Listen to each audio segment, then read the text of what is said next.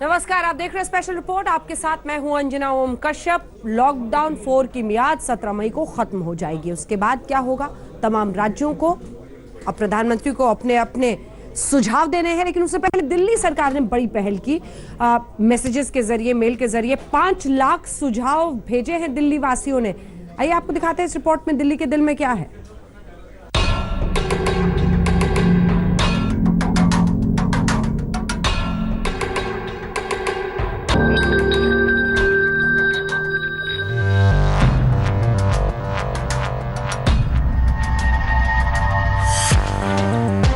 दिल्ली को बहुत याद आता है रेस्टोरेंट का खाना। याद करती है दिल्ली सुबह शाम पार्क में टहल। मेट्रो, ऑटो और टैक्सियों के लिए दिल्ली बेकरार।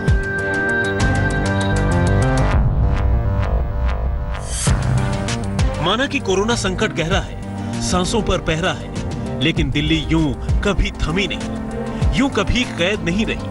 50 दिनों के लॉकडाउन में राजधानी दिल्ली पक चुकी है। मुख्यमंत्री अरविंद केजरीवाल ने दिल्ली वालों से पूछा कि कोरोना संकट के बीच जिंदगी पटरी पर लाने के लिए भला क्या करें। इस पर दिल्ली ने सुझावों के अंबार लगा दिए। दिल्ली वाले सबसे ज्यादा मिस कर रहे हैं रेस्टोरेंट का खाना। सुझाव आया है कि रेस्टोरेंट खुलें, भले ही वहां से सिर्फ होम डिलीवरी हो। लोगों ने आवश्यक शर्तों के पालन के साथ मेट्रो, ऑटो और टैक्सी चलाने का सुझाव दिया है। पार्क में योग और तफरीह को भी दिल्ली खूब मिस कर रही है। इसके लिए भी सलाह दी गई है कि टहलने और योगा के लिए पार्क खोल दिए जाएं। सुझाव यह है कि दिल्ली के बाजार खुलें, भले ही ऑड इवन के नियम से खुलें।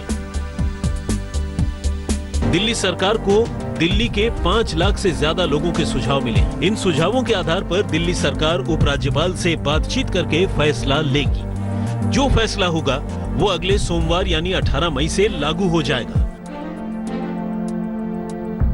24 घंटे का टाइम था। कल शाम को 5 बजे तक का टाइम था, क्योंकि हमें भी टाइम चाहिए था पढ़ने के लिए। और 24 घंटे में आपको यकीन नहीं होगा जान के कि पौने 5 लाख व्हाट्सएप मैसेजेस आए हमारे पास, 10,700 ईमेल आए और 39,000 लोगों ने फोन करके अपने सुझाव दिए। तो मोटे मोटे तौर पे 5 लाख से ज्यादा सुझाव हमारे पास आए हैं। दिल्ली में कोरोना संकट कम नहीं हुआ है और ये बात दिल्ली के संवेदनशील लोग भी जानते हैं। लिहाजा लोगों ने अपने सुझाव में तमाम सुविधाओं और सेवाओं को बंद करने का सुझाव दिया है। मसलन हेयर कटिंग, सैलून, स्पा बंद रखने का सुझाव दिया गया है। सिनेमा हॉल, थिएटर और स्विमिंग पूल को बंद रखने के भी सुझाव आए हैं। गर्मी की छुट्टियां खत्म होने तक स्कूल, कॉलेज और सभी शिक्षण संस्थान बंद रखने का सुझाव दिया गया है। दिल्ली वालों ने एकमत से कंटेनमेंट जोन को पूरी तरह से बंद रखने की सिफारिश की है। लोग क्या चाहते हैं? दिल्ली के लोग क्या चाहते हैं? क्या स्कूल खुलने चाहिए, कॉलेजेस खुलने चाहिए, एजुकेशनल इंस्टीट्यूशंस खुलने चाहिए? अधिकतर लोगों का कहना है कि अभी नहीं खुलने चाहिए। अधिकतर लोगों का कहना था होटल अभी नहीं खुलने चाहिए, लेकिन रेस्टोरेंट खोल दीजिए, खाने की होम डिलीवरी अलाउ कर दीजिए। लेकिन इस पे लगभग लोगों की सहमति है कि अभी बार्बर की शॉप, नाई की दुकान नहीं खोलनी चाहिए, उसमें काफी ज्यादा कांटेक्ट होता है। उसी तरह से spa, salon, cinema halls, swimming pools, इसमें अधिकतर लोगों ने कहा कि अभी फिलहाल ये नहीं खुलने चाहिए। प्रधानमंत्री मोदी ने भी सभी राज्यों के मुख्यमंत्रियों को 15 मई तक लॉकडाउन 4 की रूपरेखा तय करने का वक्त दिया है। आप एक एक व्यक्ति से पूछ के तो नहीं नियम बना सकते हैं। इन टोटालिटी जो पूरा देश कोरोना से जैसे लड़ रहा है, प्रधानमंत्री जी सीएम से बात कर रहे हैं, इनमें एक सारा विचार करके ही ऐसा रास्ता निकलना चाहिए जिससे कोरोना संकट से हम जीते भी और आर्थिक स्तर पे भी हम मजबूत रहें। दिल्ली में कोरोना संकट अभी कम नहीं हुआ है, लेकिन सरकार मानकर चल रही है कि अब कोरोना के साथ जीने की आदत डालनी ही होगी। मास्क और सोशल डिस्टेंसिंग जिंदगी का हिस्सा होगी। धीरे धीरे जिंदगी पटरी पर आ ही जाएगी। पंकज जैन के साथ पुनीत शर्मा, दिल्ली आज तक।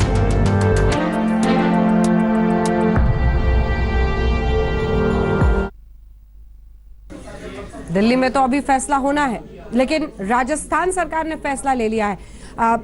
गाड़ियों की और कपड़ों की दुकानें वहां पर खुलेंगी। हालांकि रेस्टोरेंट्स भी खुल रहे हैं, लेकिन आप वहां बैठकर खा नहीं पाएंगे, वहां से खाना लेकर जा सकते हैं। लेकिन हाँ, बाजार के लिए जो भी निकलेगा मास्क अनिवार्य है। लॉकडाउन 4 पूरी तरह नए रंग रूप वाला होगा, नए नियमों वाला होगा। राज्यों से हमें जो सुझाव मिल रहे हैं उनके आधार पर लॉकडाउन 4 इससे जुड़ी जानकारी भी आपको 18 मई से पहले दी जाएगी। प्रधानमंत्री नरेंद्र मोदी ने लॉकडाउन 4 की रूपरेखा सामने लाने के लिए 17 मई तक का वक्त लिया था। राजस्थान सरकार ने देश में सबसे पहले लॉकडाउन 4 लागू भी कर दिया।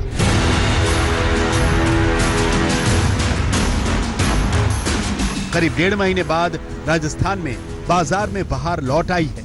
सरकार ने कर्फ्यू वाले इलाकों और कंटेनमेंट जोन को छोड़कर बाकी सभी जगहों पर ज्यादातर शोरूम खोलने का ऐलान कर दिया।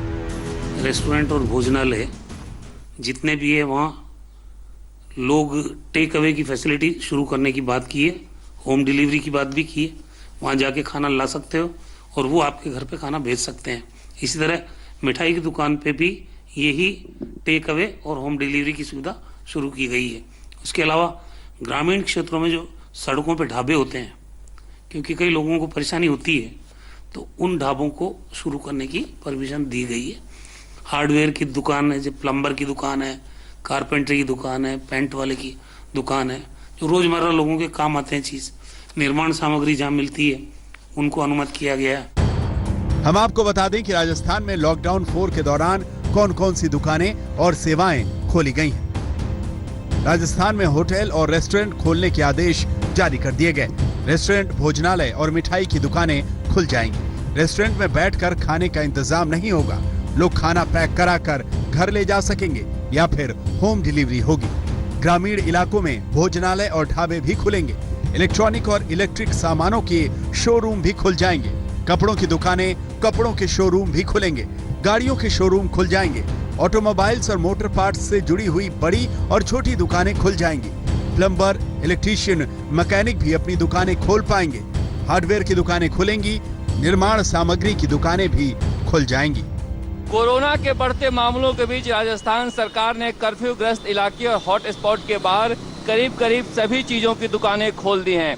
सबसे बड़ी बात है कि जो होटल है वो मांग कर रहे थे कि उन्हें खोला जाए, उन्हें खोलने की इजाजत दे दी गई है। भोजनालय, रेस्टोरेंट, नमकीन की दुकान, मिठाई की दुकान देखा जा सकता है कि यहाँ पर खुल गया है कल रात के ऑर्डर के बाद। इसी तरह से जो इलेक्ट्रॉनिक के शोरूम हैं, इलेक्ट्रिक के शोरूम हैं, ऑटोमोबाइल के शोरूम हैं, इनको भी खोलने की इजाजत दे दी गई है। राजस्थान सरकार ने लॉकडाउन 4 का ऐलान ऐसे दिन किया जब पिछले 24 घंटे में ही राजस्थान में एक दिन में कोरोना के सबसे ज्यादा 202 संक्रमित मरीज पाए गए हैं। सरकार का मकसद साफ है, कोरोना अपनी जगह और कामकाज अपनी जगह। शरद कुमार, जयपुर, आज तक। इस बीच कुछ राज्यों में लॉकडाउन की तस्वीर साफ हो रही है, कुछ में अभी भी इंतजार है फैसले का, लेकिन मुश्किलें और चुनौतियां उसी तरह से चल रही हैं। आइए अब आपको उत्तर प्रदेश की रिपोर्ट दिखाते हैं। हमारे सहयोगी ने यह पता लगाने की कोशिश की जो प्रवासी भारतीय इंडिया आ रहे हैं उनके लिए किस तरह से घर पहुंचने के इंतजाम हो रहे हैं। यूपी में क्या हो रहा है देखिए। यूपी एसआरटीसी ने यात्रियों की सुविधा के लिए बसेस की व्यवस्था की, तो उस पर भी सवाल उठ गया, क्योंकि जो चार्जेस लिए जा रहे हैं वो बहुत ज्यादा। हमारे साथ एमडी हैं यूपी एसआरटीसी के, राजशेखर जी, उनसे बात करते हैं। सर ये बताइए, जो ये चार्जेस लिए जा रहे हैं 10,000 रुपए, ये किस हिसाब से लिए जा रहे हैं और इतने ज्यादा क्यों हैं? देखिए, पहले तो मैं इस चीज़ में आपके माध्यम से बता दूं चीज़ों पे कि उत्तर प्रदेश सरकार जो माननीय मुख्यमंत्री जी के एक बृहद जनहित में निर्णय लिया गया था कि ऐसे सभी हमारे श्रमिक मजदूर है या किसान भाई है या विद्यार्थी है या ऐसा कोई निवासी है जो उत्तर प्रदेश के किसी परेशानी में लॉकडाउन में फंसे हुए, तो उनको लॉकडाउन के टाइम में जो है वो बसेस को लगा के अन्य राज्यों से भी लगातार उनको लेके आ रहे हैं। और उसके साथ साथ आप देखेंगे तो पिछले 10 दिन में ट्रेन भी लगातार चल रहे हैं। इसमें लाखों लोग जो है ऑलरेडी उत्तर प्रदेश में आ चुके हैं। अब ये भी है कि लेकिन ट्रेन में किराए को लेकर के सरकार पहले भी गिर चुकी है। ऐसे में बस के लिए इतना पैसा लेना कहाँ से लॉजिक है, मतलब क्या क्या कैलकुलेशन क्या की गई? देखिए, बस का जो है, जो फ्लाइट से जो आ रहे हैं, वो चार्टर्ड बस का जो होता है पूरा उत्तर प्रदेश में किसी भी डिस्ट्रिक्ट में उनको लिया जा सकता है। तो उसके लिए जो चार्टर्ड रेट जो है वो तय किया गया है। वो चार्टर्ड रेट जो पे करेंगे, हो सकता है कि उस बस में 20 लोग जाए, उस बस में 25 लोग जाए, उस चीज़ों पे तो वो उस एंगल से वो डिवाइड हो जाता है, वो चीज़ें बाहर उसमें उतना नहीं पड़ता उन चीज़ों पे। और जो टैक्सी की बात है कि टैक्सी का जो है, क्योंकि वो छोटे रेडियस में 250 किलोमीटर तक जा सकते हैं, वो एक दिन का पूरा चार्जेस उसमें होता है कि वो यूज़ कर सकते हैं एक दिन के लिए। और उसमें ये भी संज्ञान में आया कि टैक्सी का जो रेट जो बताया गया 250 किलोमीटर का जो रेडियस में जा रहे हैं, वो ज़्यादा जो बताया गया, तो इस पर फिर तत्काल जो है परिवहन निगम ने संज्ञान में लिया है। उसमें एक कमेटी गठित की है और उस कमेटी में 3 मेंबर्स हैं। वो तीनों परीक्षण कर लेंगे उन चीज़ों पे, अगर उसमें संशोधन करनी है, उसमें कम करनी है, तो तत्काल जो है निर्णय लेके वो कार्रवाई की जाए। और अब बात सरकार की तरफ से ऐलान किए गए आर्थिक राहत की। जी हां, वही पैकेज जिस पर रोज निर्मला सीतारमण देश की वित्त मंत्री प्रेस कॉन्फ्रेंस कर रही। बीते दिन एमएसएमई क्षेत्र में क्या फायदा दिया जाएगा, इस पर उन्होंने ऐलान किया। तो आज प्रवासी मजदूरों पर और किसानों पर जोर था। आइए आपको दिखाते हैं।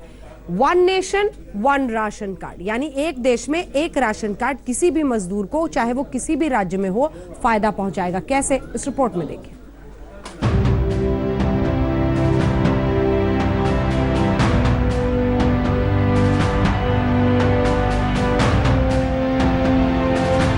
आखिरकार केंद्र सरकार ने मजदूरों की सुध ले ही ली।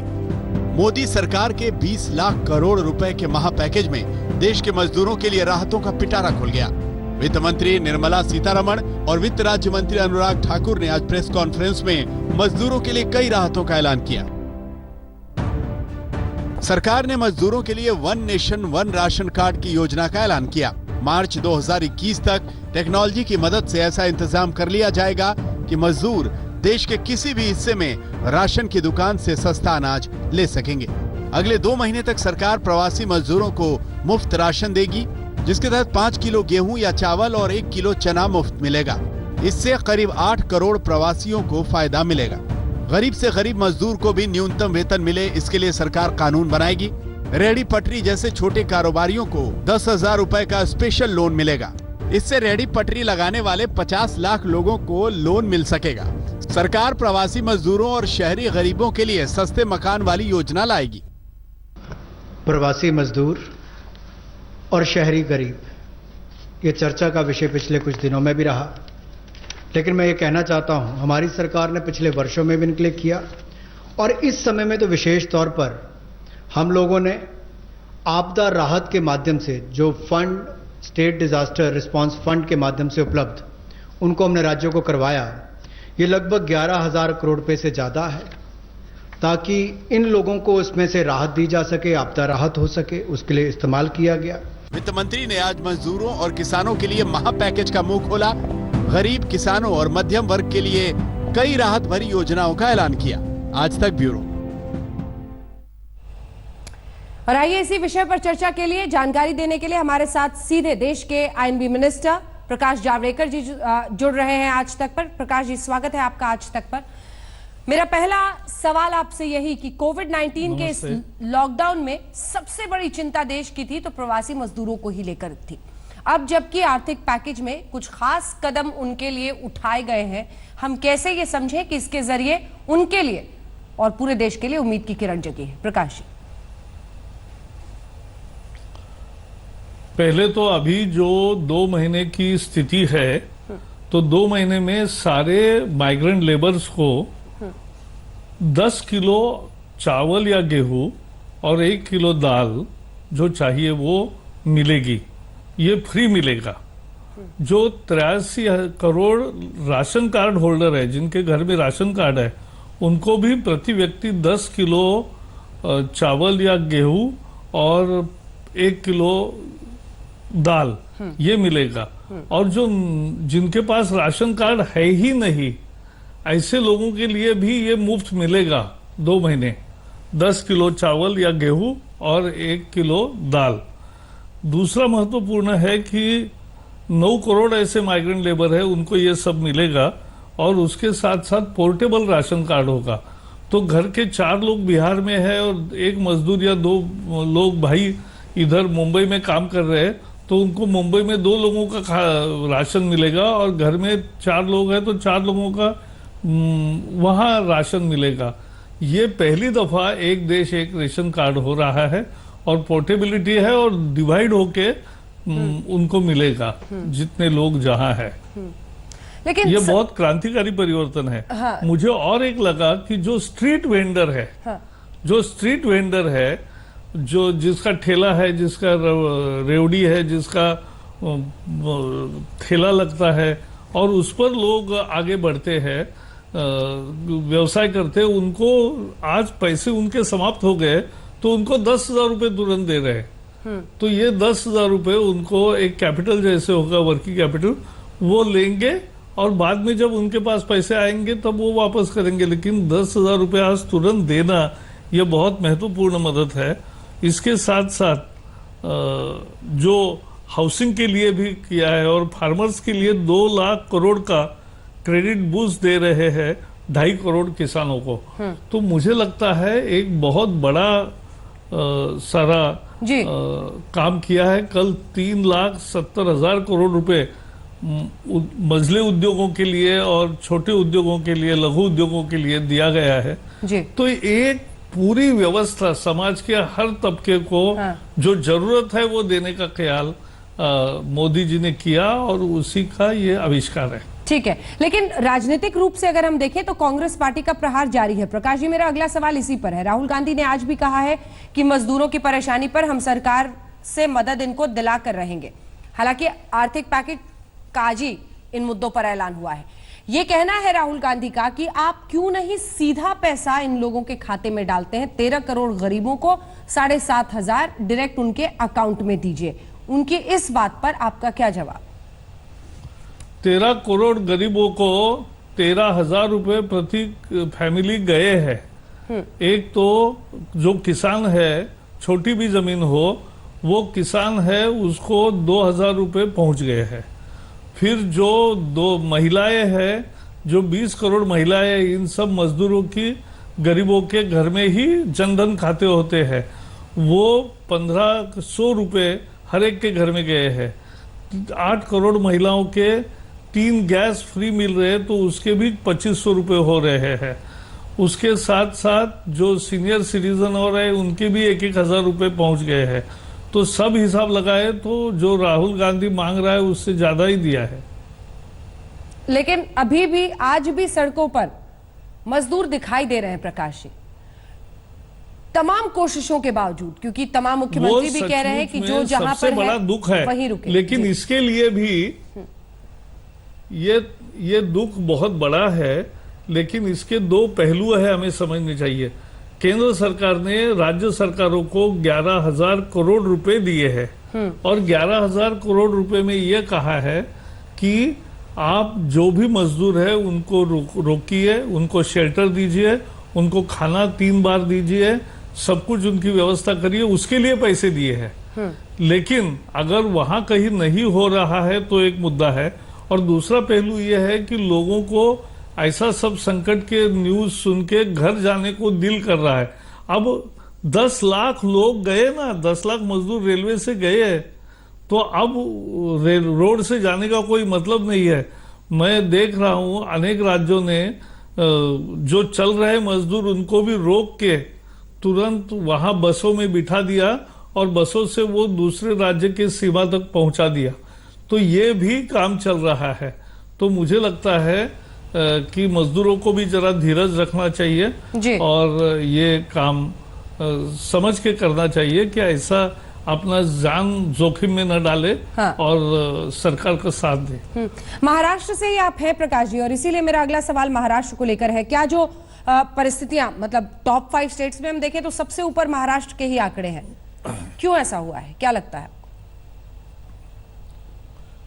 महाराष्ट्र में, मुंबई में कुछ पॉकेट्स है, मुंब्रा वगैरह कुछ पॉकेट्स है, मालेगांव जैसे पॉकेट्स है, पुणे में पॉकेट्स है, नवी मुंबई में पॉकेट्स है, जहां ये बड़ा एक संक्रमण हो गया है।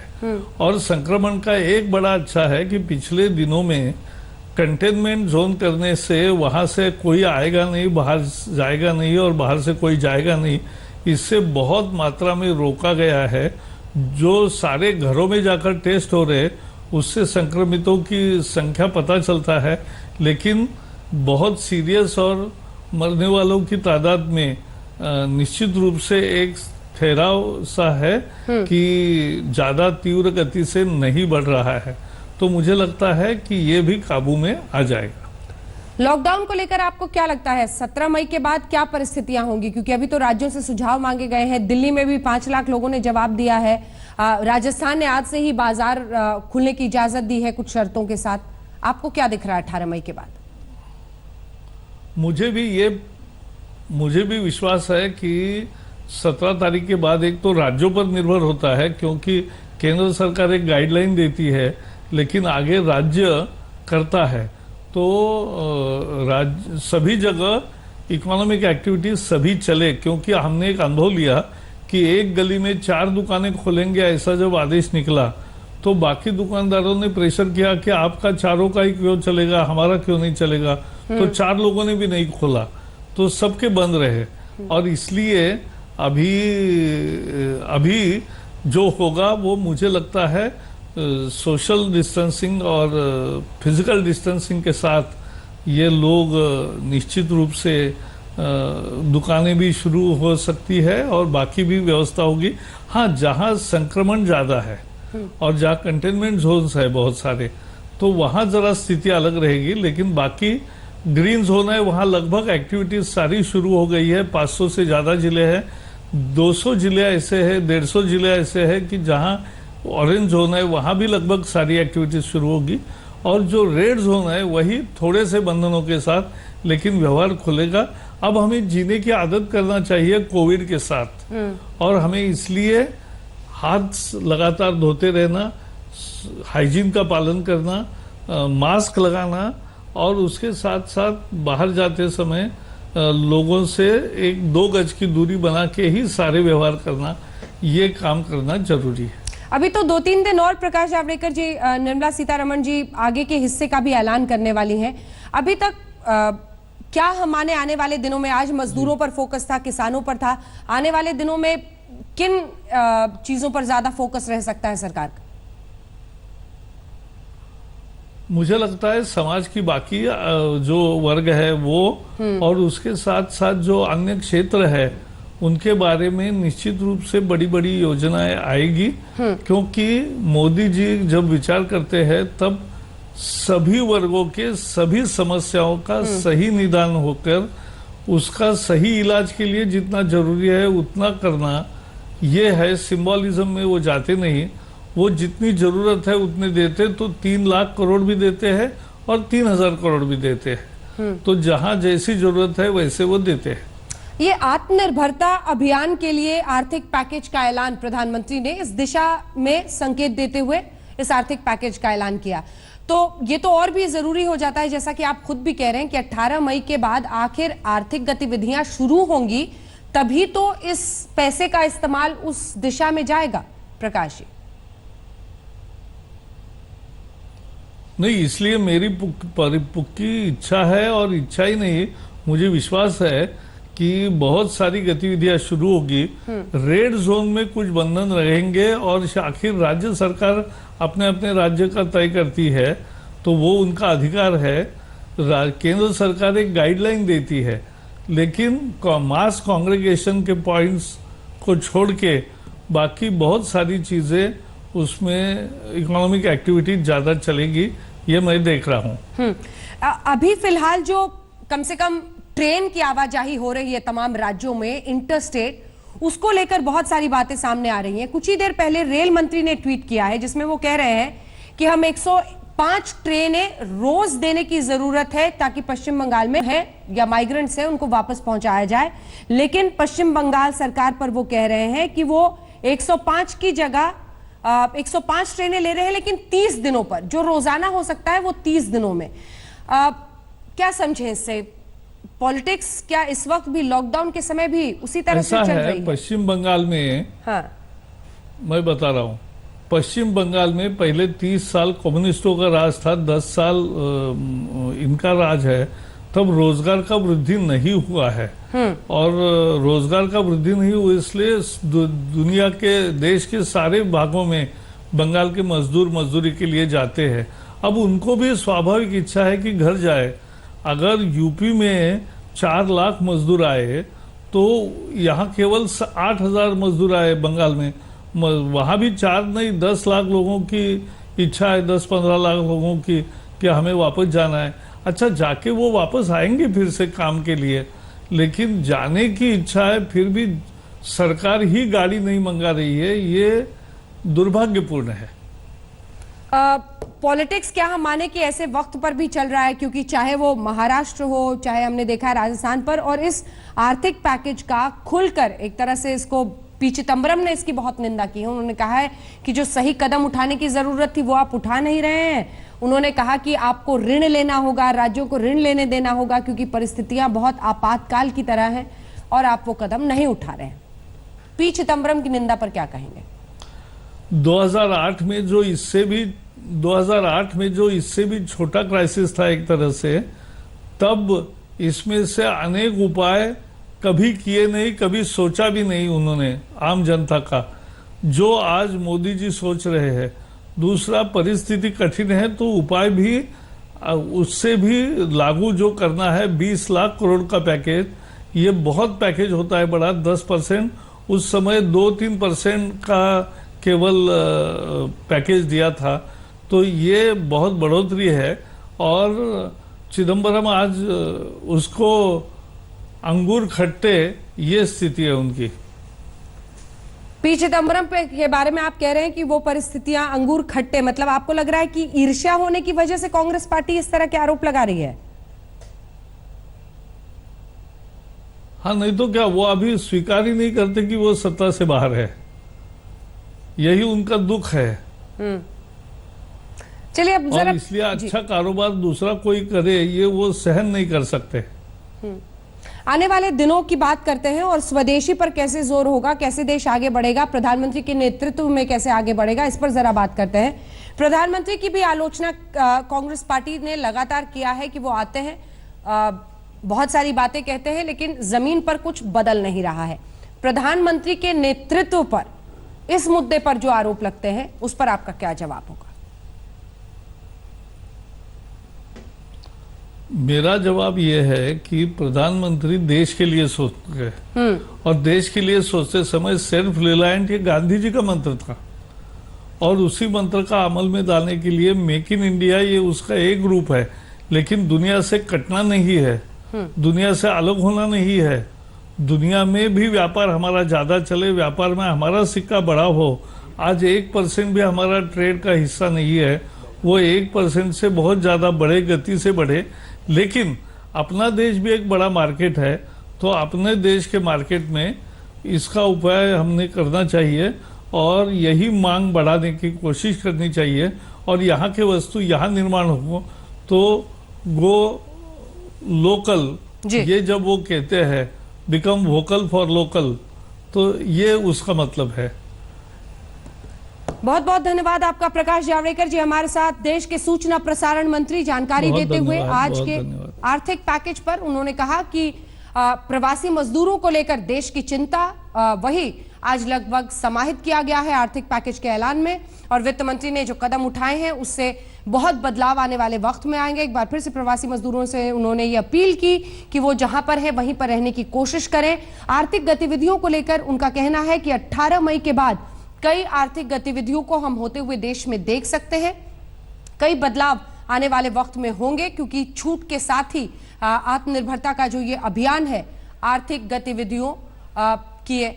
हमारे साथ कुछ ही देर में Smriti Irani minister for textiles होंगी, लेकिन उससे पहले आइए आपको जरा इस वक्त का कोरोना अपडेट बता देते हैं। दिल्ली में पिछले 24 घंटे में कोरोना के 472 नए केस हुए हैं। ऐसे ही 115 लोगों की अब तक दिल्ली में मौत हो चुकी है। दिल्ली में पिछले 24 घंटे में 187 लोग ठीक भी हुए हैं।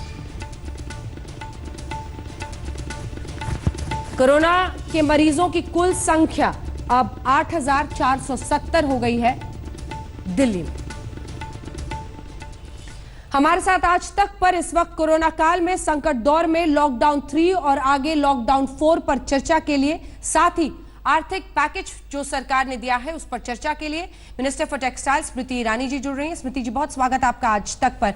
मेरा पहला सवाल आपसे यही कि जिस मंत्रालय से आप जुड़ी हुई हैं और जिस तरह से देश आगे बढ़ रहा है, आर्थिक पैकेज का ऐलान किया गया है, कौन सी ऐसी बड़ी बातें हैं जिसके जरिए हम ये माने कि अर्थव्यवस्था वापस पटरी पर लौटने पर या फिर प्रवासी मजदूरों के लिए, किसानों के लिए, रेहड़ी पटरी वालों के लिए मदद का हाथ इस आर्थिक पैकेज के जरिए पहुंचेगा? स्मृति जी।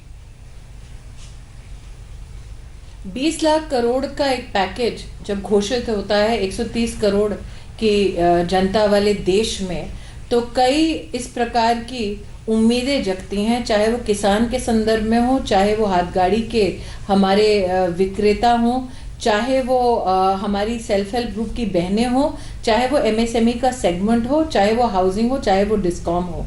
अन्ना जी, इसमें सबसे पहले मैं आपको याद दिलाना चाहूंगी कि जब लॉकडाउन की घोषणा हुई थी तब सरकार की प्राथमिकता थी कि जो गरीब है वो भूखा ना सोए, इसीलिए 1,70,000 करोड़ का एक पैकेज प्रधानमंत्री गरीब कल्याण योजना के तहत घोषित किया गया।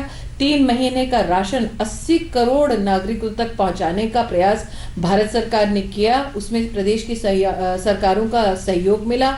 साथ ही सरकार ने 20 करोड़ महिलाओं को देश में उनके बैंक के खाते में 3 महीने तक डीबीटी के माध्यम से पैसा पहुंचाया, चाहे वो दिव्यांग हो या वरिष्ठ नागरिक, हर खेमे हर तबके का ख्याल प्रधानमंत्री गरीब कल्याण योजना के तहत रखा गया। लेकिन साथ ही आर्थिक दृष्टि से जिस बात को आपने छेड़ा है उसका अगर जवाब दूं तो 3 लाख करोड़ की बैंक की गारंटी देना, 45 लाख एमएसएमई यूनिट्स के लिए, अगर हम छोटा सा एक सिंपल गणित करें कि उस एक यूनिट में अगर 10 लोग भी काम करते हैं तो इसका मतलब 45 लाख यूनिट्स के माध्यम से 4.5 करोड़ नागरिकों की नौकरियों को सशक्त करने का 3 लाख करोड़ की वित्त मंत्री की घोषणा वो सहारा देती है। बिना कोलैटरल के एसएमईज को लोन देना, उनका अगर कोई डेट है, बैड डेट है, उसको रिस्ट्रक्चर करने की उसमें बात शामिल है। इंटरेस्ट सबवेंशन हमारे किसानों को देना, किसान क्रेडिट कार्ड की आज जो घोषणा हुई है, 1 नेशन 1 राशन कार्ड की जो घोषणा हुई है, लगभग 70 करोड़ लोगों के पास देश में 23 राज्यों में इस प्रकार का एक वातावरण खड़ा होना प्रशासनिक अपने आप में ऐतिहासिक है।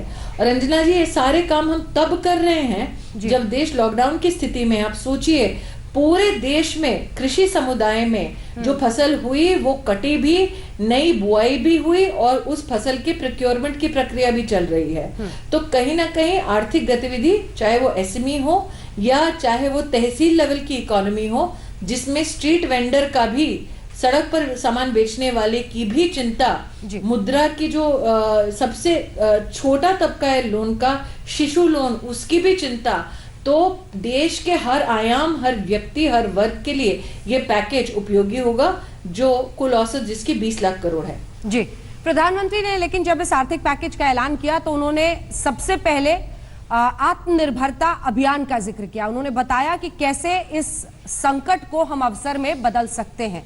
उन्होंने पीपीई किट्स का जिक्र किया, उन्होंने N95 मास्क जो हम बना रहे हैं, जो पीपीई किट हम एक भी नहीं बनाते थे देश में, वो अब हम रोजाना 2 लाख के आसपास बना रहे हैं। आपके मंत्रालय का भी इसमें योगदान रहा है। ये स्वदेशी का मंत्र, ये कैसे वाकई, क्योंकि ये सुनने में बड़ा, और हर हिंदुस्तानी की यही महत्वाकांक्षा है, अंदर की उम्मीदें हैं कि किसी तरह से हम मैन्युफैक्चरिंग हब बन जाए, किसी तरह से हम अपने आप को विश्व में ऐसे स्थापित करें कि हम ही सेंटर हैं मैन्युफैक्चरिंग के।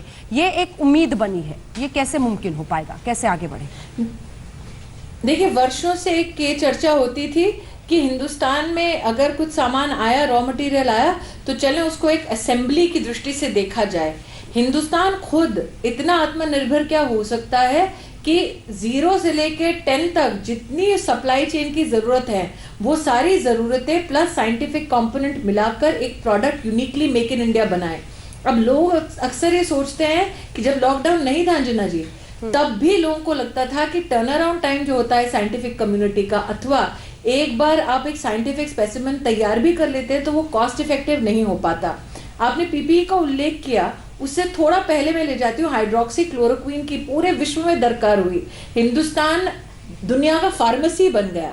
कुछ लोगों को ये चिंता थी कि हमारे पास पर्याप्त है। आज हालत यह है कि 60 से ज्यादा राष्ट्रों में हमने हाइड्रोक्सी क्लोरोक्वीन मानवता के आधार पर पहुंचाए, उनके लिए हिंदुस्तान सहारा बना। जहां तक पीपीई किट्स की बात है, इस देश में एक भी नहीं बनता था। इस देश में लगभग सालाना 50,000 पीपीई किट इंपोर्ट होता था, देश की इतनी दरकार हुआ करती थी। और लोगों का यह मानना था कि जो उसका मटेरियल है, मेडिकल मटेरियल है, वो हिंदुस्तान में इतना बन नहीं सकता, बन भी गया तो स्टिच नहीं हो सकता, स्टिच हो भी गया तो इंटरनेशनल स्टैंडर्ड्स के अनुकूल नहीं होगा। 1 मार्च को एक भी पीपीई किट का ना होना, और आज जब मैं आपसे बात कर रही हूँ, दिन के 3 लाख पीपीई किट्स हमारे देश में हमारी ही कंपनियां, हमारी ही लेबर, हमारा ही स्टिचिंग सिस्टम्स, हमारी ही साइंटिफिक कम्युनिटी, ये लोग बना रहे हैं। देश में मार्च के महीने में पहले 10 दिन में एक ही लैब हुआ करती थी कोयम्बटूर में। आज डीआरडीओ, ऑर्डिनेंस फैक्ट्री की लैब्स रीऑर्गेनाइज हुई हैं ताकि पीपीई किट्स के अगर सैंपल्स इंडस्ट्री देती है तो उनका टेस्टिंग में कोई गतिरोध ना आए। आज मुझे एक हिंदुस्तानी होने के नाते लॉकडाउन में शायद विश्व की एक ही इकोनॉमी है जिसमें 0 से एक इंडस्ट्री पनपी, और आज 1.5-2 महीने बाद उस इंडस्ट्री की वैल्यू 7 से 8,000 करोड़ की है। जहां एक भी नई कंपनी थी, आज 200 से ज्यादा कंपनियां हैं। और अभी भी मैं उन कंपनियों को नहीं गिन रही हूं जिनके सैंपल देश के 9 लैब्स में वर्तमान में टेस्टिंग स्टेज पर हैं। तो आप सोचिए, आगामी 10, 15, 20 दिन में हम 200 कंपनियां तक हैं, हम 300-400 तक पहुंच सकते हैं। यह संभावना एक लॉकडाउन की स्थिति में सिर्फ हिंदुस्तान में ही हमने राष्ट्र के सामने और विश्व के सामने प्रस्तुत की है। लेकिन और ये भी कह दूं अंजना जी, जो इंपोर्ट होते था उसकी कीमत और जो आज बनता है उसकी कीमत में जमीन आसमान का फर्क है। और हमारी क्वालिटी हिंदुस्तान की बेहतर है इंपोर्टेड मटेरियल से। वो 2,200 रुपए का मिलता था, हम 600 रुपए में बनाकर हमारे डॉक्टर्स को दे रहे हैं। लेकिन स्वदेशी को और भी बल मिले, इसके लिए आर्थिक गतिविधियों का इन तमाम कुटीर और लघु उद्योगों में जरूरी हो जाएगा। तो क्या आप ये मानती हैं कि 17 मई के बाद हम वाकई इस तरह की सुगबुगाहट देखेंगे? राजस्थान ने आज कई बाजार खोल दिए हैं, कई जगह आर्थिक गतिविधियां शुरू हो रही हैं। क्या आपका भी ये मानना है कि 18 मई के बाद हम तमाम सुरक्षाओं को नजर में रखते हुए धीरे धीरे आर्थिक गतिविधियां शुरू करें? पीपीई की जो आप कहानी कह रहे हैं अंजना जी, वो सारी सुविधाओं और सारे जो कानून हैं, सारी जो सोशल डिस्टेंसिंग की मर्यादाएं हैं, सैनिटाइजेशन की मर्यादाएं हैं, उसको कड़े लॉकडाउन के वक्त हमने कर दिखाया है। तो आज मेरी आशा ये है कि जब हम कड़े लॉकडाउन के वक्त इतनी बड़ी इंडस्ट्री खड़े कर सकते हैं 1 महीने की अवधि में, तो आगामी समय में जैसे प्रधानमंत्री जी ने कहा कि हमारा न्यू नॉर्मल ये होगा कि सोशल डिस्टेंसिंग का हमें पालन करना पड़ेगा। मास्क चेहरे पे वो सिर्फ N95 के ना हो, अगर रेगुलर मास्क भी, फेस कवर अगर हम इस्तेमाल करें तो वो भी हमारे जीवन का एक अभिन्न अंग बनेगा कुछ समय के लिए।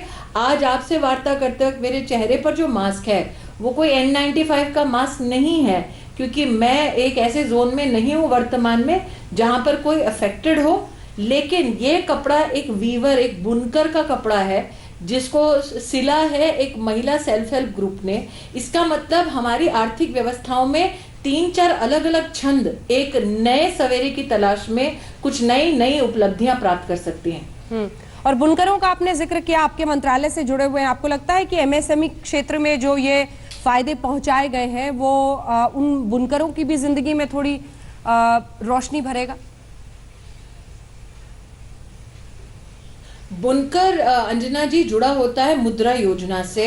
कोविड से पहले भी हमने कोशिश की थी कि बुनकर मुद्रा योजना से जुड़े, तत्पश्चात उसके जीवन में क्या आर्थिक सुधार आया है उसकी भी हम पुष्टि करें। और मुझे ये कहते हुए प्रसन्नता है कि जिन जिन बुनकरों को हमने मुद्रा योजना से जोड़ा उनकी आय में 50 से 60% की बढ़ोतरी हुई।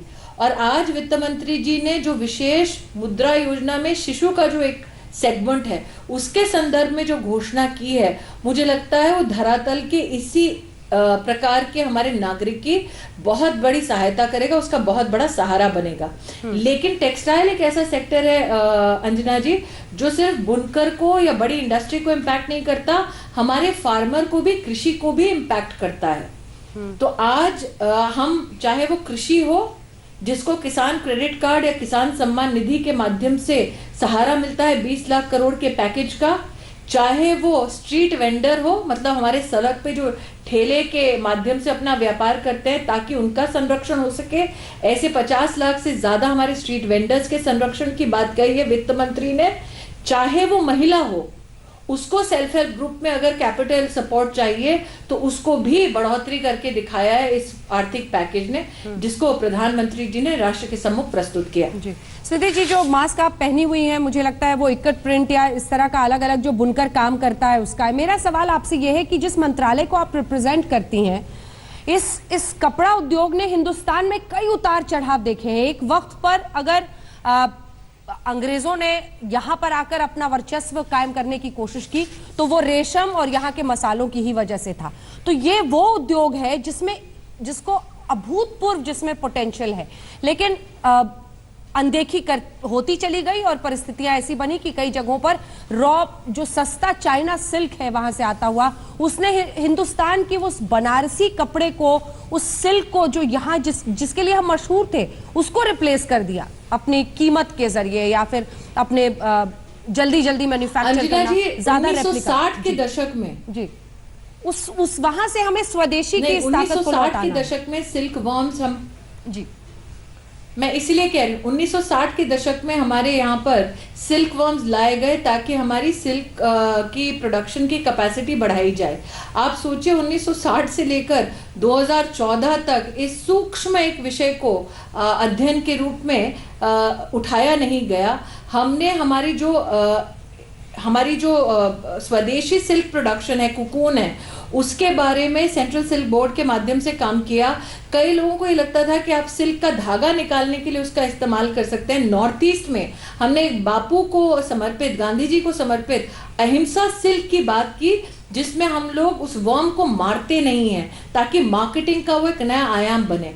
हमने हमारे सिल्क फार्मिंग कम्युनिटी को जाकर समझाया कि आप वो शेल फेंकिए मत, उस वेस्ट को भी फार्मास्यूटिकल और कॉस्मेटिक की कंपनियां उठाकर उसका इस्तेमाल करती हैं। तो इस प्रकार का एंगेजमेंट हम लोग निरंतर सेंट्रल सिल्क बोर्ड के माध्यम से कर रहे हैं। जूट की अगर मैं बात करूं आज, तो हमारा देश विश्व का सबसे बड़ा जूट प्रोड्यूसर है। 70% जूट बंगाल में उगता है और वहीं पर सबसे ज्यादा जूट की मिलें हैं पूरे देश की।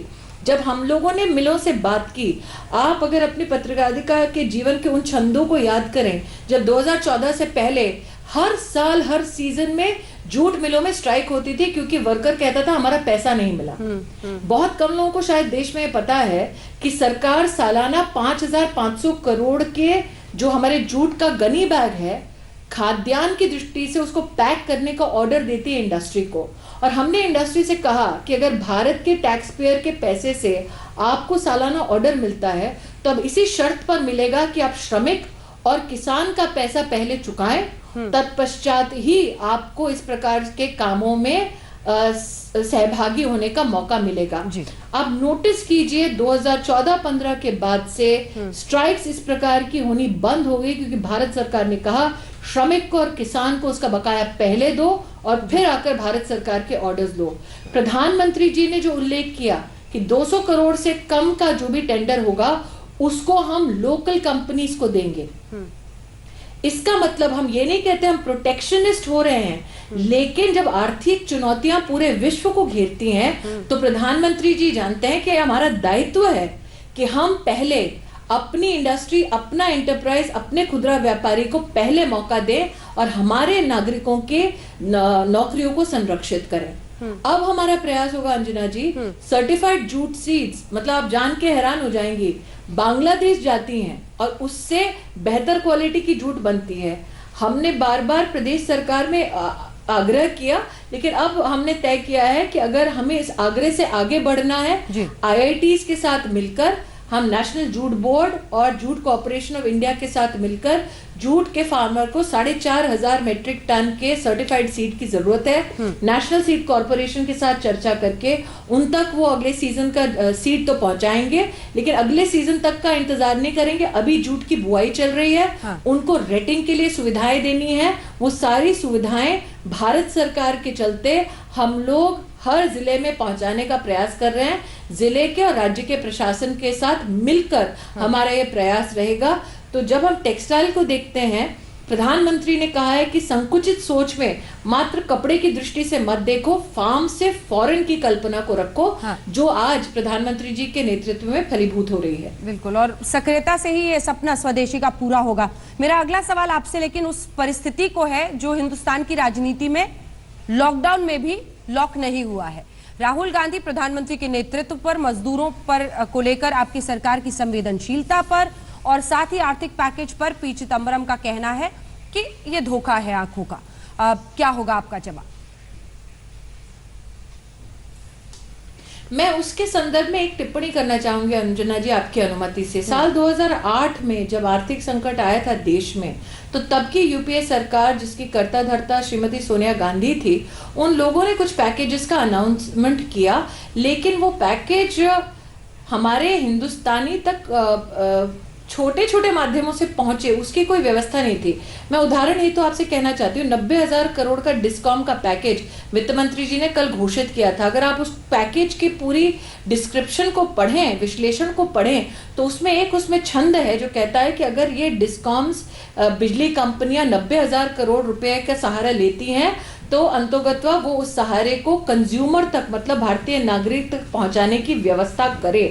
ये जो कंडीशनैलिटी है तब नहीं थी जब यूपीए की सरकार थी, ये अब है जब मोदी जी की सरकार है।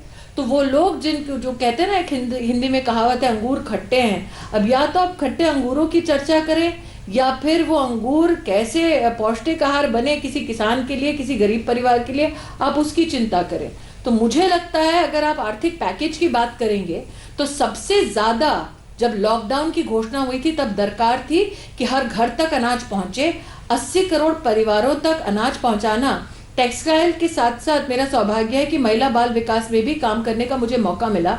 लॉकडाउन के वक्त जो गर्भवती महिलाएं हैं, जो लैक्टेटिंग मदर्स हैं, दूध पिलाने वाली माताएं हैं, उनके घर तक अंजना जी जाकर हमारी आंगनबाड़ी की बहनों ने उनका टेक होम राशन जो आंगनबाड़ी में मिलता था, आंगनबाड़ी बंद था तो लोग सरकार तक नहीं पहुंच सकते थे, सरकार लोगों तक पहुंची। और आज हर राज्य का आंकड़ा आपको कहते हुए प्रसन्नचित्त हूं, 9 करोड़ से ज्यादा गर्भवती महिलाओं के घर तक राशन पहुंचाने का जो गरीब कल्याण योजना है उसके माध्यम से तो पहुंच ही रहा था, लेकिन एक विशेष प्रोटीन का आहार उस गर्भवती महिला तक पहुंचे, ऐसे देश की 9 करोड़ बहनों तक हमारी आंगनबाड़ी की बहनों ने पहुंचाया है। जी, चलते चलते एक आखिरी सवाल, एक छोटा सा उसका जवाब दे दीजिएगा आप, क्योंकि और ये हल्के नोट पर ये सवाल है।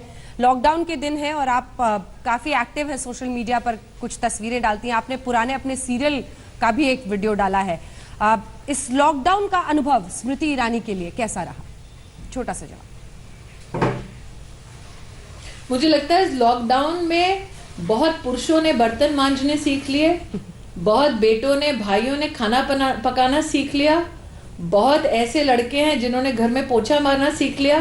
तो एक माँ होने के नाते मैं कहूंगी कि आज आपने लॉकडाउन में सीखा है, आगे भी घर में महिलाओं की इसी प्रकार से मदद करते रहिएगा।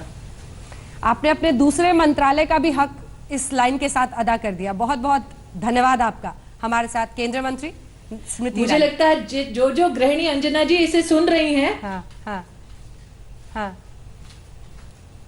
आज जो भी माँ गृहिणी आपको सुन रही है, उसकी भी अपने परिवार के भाइयों, बेटों और पतियों से यही अपेक्षा है कि आज तो आप बर्तन मांज रहे हैं, घर काम में हाथ बटा रहे हैं, लॉकडाउन के पश्चात भी इसी संवेदना के साथ घर की महिला का सम्मान भी करें और मदद भी करें। बहुत बहुत धन्यवाद आपका हमारे साथ जुड़ने के लिए, जिनका ये मानना था कि आने वाले दिनों में आत्मनिर्भरता का ये अभियान चलेगा आगे, स्वदेशी का मंत्र देश हासिल करेगा, अपने मंत्रालय की तमाम उपलब्धियां वो गिनाते हुए। इसी के साथ हम रुक रहे एक ब्रेक पे। आज तक पर खबरों का सिलसिला जारी है, देखते रहिए आज तक। नमस्कार, मैं हूं अंजना ओम कश्यप। हमें उम्मीद है ये वीडियो आपको पसंद आया होगा। लेटेस्ट खबरों के लिए यूं ही देखते रहिए आज तक, और इस वीडियो के पसंद आने पर लाइक, शेयर एंड सब्सक्राइब करना ना भूलें।